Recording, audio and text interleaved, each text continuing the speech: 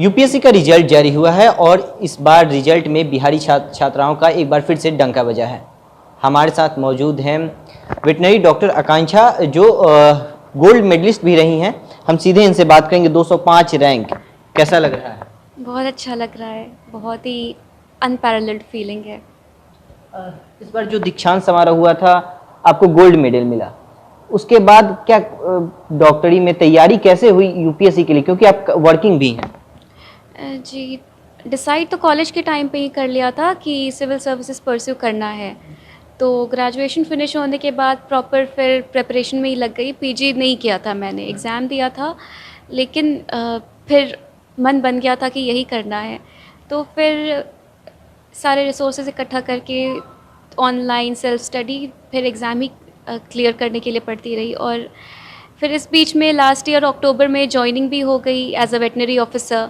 तो तब तक मैं मेंस लिख चुकी थी, तो एक अच्छा खासा फाउंडेशन बन गया था कि इसके बाद फिर जॉब के साथ भी मैनेज कर सकते थे। तो थोड़ा जॉब के साथ भी हर दिन थोड़ा थोड़ा वक्त निकाल कर पढ़ाई करती रही।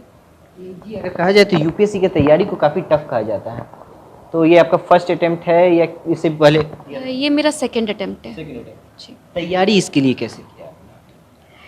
तैयारी के लिए सबसे पहले एक बैकग्राउंड, एक फाउंडेशन बनाना बहुत ज़रूरी है कि रिसर्च कर ले कि क्या बुक्स, क्या सोर्सेज, मटेरियल की ज़रूरत होती है, सिलेबस क्या है, सिलेबस बहुत अच्छे से समझना, ऑप्शनल क्या चूज़ करना है, ये बहुत इंपॉर्टेंट डिसीजंस होते हैं। तो ये सब बहुत सोच समझ कर लेना चाहिए। उसके बाद फिर डिसाइड कर लिया तो बस एक स्ट्रैटेजी बनाकर फिर आप उसको फॉलो करें, पढ़ाई करें, टेस्ट दें, खुद को एनालाइज करें कि कहाँ स्टैंड कर रहे हैं।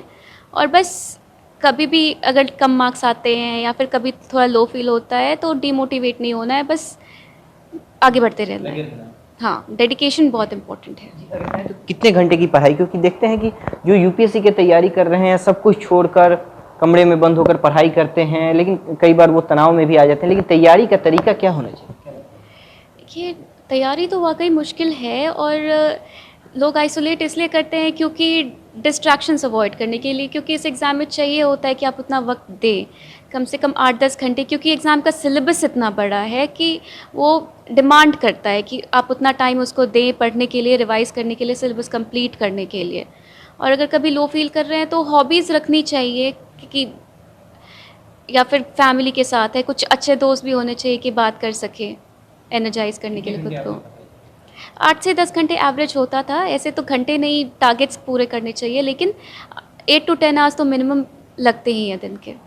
ये जो जब से रैंक आया है तब से तो घर में फ़ोन आ रहे होंगे, बधाइयों का तांता लगा होगा, कैसा फील हो रहा है? बहुत अच्छा, मतलब इतना बिज़ी, इतने फ़ोन्स, कॉल्स, टेक्स्ट, ये तो कभी लाइफ में अटेंड ही नहीं किए। कहाँ कहाँ से आ रहे इतने अननोन नंबर्स, लेकिन वो ग्रैटिट्यूड की फीलिंग है कि अच्छा लग रहा है, सब लोग कॉन्ग्रेचुलेट कर रहे हैं इसलिए इतना आ रहा है। और बहुत अच्छा, बहुत ही अच्छा। आप काफ़ी लड़कियों के लिए प्रेरणा के स्रोत बनी हैं क्वालिफाई करके, तो क्या लड़कियों को क्या कहेंगी जो छोटे शहरों से बड़े सपने लेकर के आती हैं यहाँ पर, लेकिन उलझ जाती हैं दुनियादारी में, तो क्या उन्हें सलाह देंगी लड़कियों को? मैं बस ये बोलूँगी कि नथिंग इज़ इम्पॉसिबल। बहुत लोग लिमिटेशंस इम्पोज करने की कोशिश करते हैं, कई बार सोसाइटल और फैमिली प्रेशर भी काफ़ी होता है, तो उसको टैकल करना डेफिनेटली मुश्किल होता है। लेकिन एक बार अगर एम कर लिया तो स्टिक बाय इट, कर सकते हो, ये बिलीफ रखना ज़रूरी है।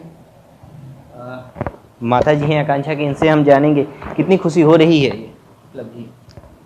इस खुशी को शब्दों में बयान नहीं किया जा सकता है, जितना भी कहूँ इसके लिए कम ही है। तैयारी में आप कैसे इन्हें मदद कर पाती थी? देखिए, पढ़ना तो इसका काम था, उसके अलावे जो हमारा मतलब सपोर्ट रहता था कि इसे कभी किसी चीज़ की कमी ना होने दे, खाने पीने की हो या फिर स्टडी मटेरियल हो, कोई भी चीज़ की, उस पर हम लोगों ने पूरा ध्यान दिया। इसे कभी किसी चीज़ की कोई कमी नहीं होने दी हम लोगों ने। आपके भी जो साथ समाज है वहाँ से फ़ोन आ रहे होंगे, अब आगे क्या सोच रही हैं? फ़ोन तो बहुत आ रहे हैं, इतने आ रहे हैं कि मतलब क्या बोलूँ। खुशी हो रही है बहुत ज़्यादा। मतलब पहले जो मुझे लोग मेरे नाम से जानते थे कि हाँ एक शिक्षिका है, अब मेरी बेटी के नाम से जान रहे हैं कि मतलब वो आकांक्षा की मम्मी है। ये चीज़ एक माता पिता के लिए काफ़ी गर्व की बात होती है कि उनके बच्चों के नाम से जब उन्हें जाना पहचाना जाता है। आकांक्षा के पिताजी हैं, इनसे हम जानेंगे स्वास्थ्य विभाग में काम है। हाँ, हम एज ए वर्किंग है मतलब कि वो स्वास्थ्य विभाग में मुख्य मलेरिया कार्यालय बिहार पटना में एज ए क्लर्क। तो कितनी खुशी हो रही है? इसका व्याख्यान नहीं किया जा सकता है।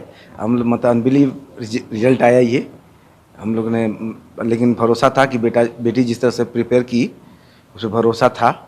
इंटरव्यू के समय ही हम लोग का लगा था कि अचीवमेंट होगा, लेकिन हम लोगों ने सोचा नहीं था कि इतना अच्छा रैंक आएगा। आपके साथ समाज में भी आपका चर्चा हो रहा है? हाँ, समाज में तो चर्चा ही हो रही है कि वो हमारी समाज से मतलब कि वो आपकी बेटी ऐसे जो अचीव की है उसके लिए बहुत सारी बधाइयाँ आ रहा है।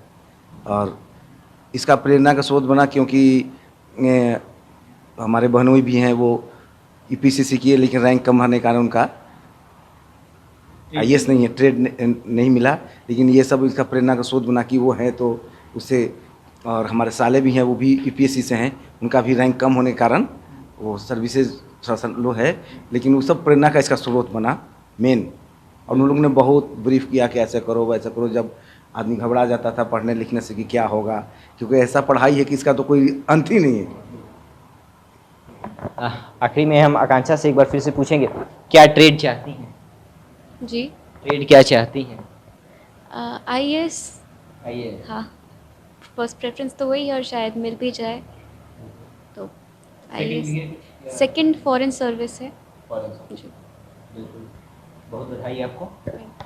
सुना आपने आकांक्षा को कि किस प्रकार से इन्होंने तैयारी की।